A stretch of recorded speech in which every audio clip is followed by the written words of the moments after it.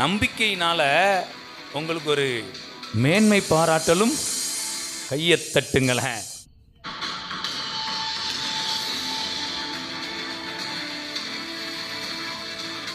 வசனம் நம்மை உற்சாகப்படுத்துகிறது. என்ன மேன்மை பாராட்டல்? நான் இப்போ இருக்க மாதிரி என்ன பண்ண மாட்டேன், என் சபை இன்னைக்கு இருக்க மாதிரி என்ன செய்யாது, இருக்காது. நாங்கள் ரொம்ப நல்லா இருப்போம், நாங்கள் பெருக்கத்தோடு இருப்போம், நாங்கள் ரொம்ப நல்லா இருப்போம் அப்படிங்கிற மேன்மை பாராட்டல் என்ன செய்யணுமா? Praise God.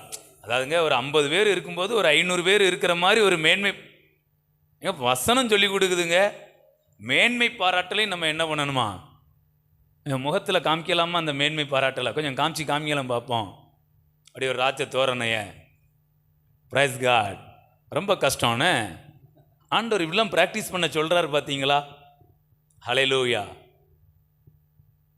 அதாவது சிங்காசனம் மாதிரி ஒரு சேரை போட்டு ஒரு கிரீடத்தையும் வச்சுட்டு ஒரு அரண்மனையும் கொடுத்துட்டு குதிரை வீரர்கள் எல்லாம் கொடுத்துட்டு இப்போ கொஞ்சம் தோரணையை காமிங்கன்னா ஈஸியாக என்ன பண்ணிடலாம். எதையுமே கொடுக்காம சும்மா உட்காந்துட்டு அப்படி ஒரு தோரணையை அதுக்கும் ரெடியாக இருக்கு. இதுதான் மேன்மை பாராட்டல். எல்லாம் வந்துட்டேன்னா தான் ஆட்டோமேட்டிக்காக வந்துடுமே. ஆனால் எல்லாம் வர்றதுக்கு முன்னாடி வார்த்தையை கொண்டு ஒரு மேன்மை பாராட்டல் நமக்கு உண்டாகணும்.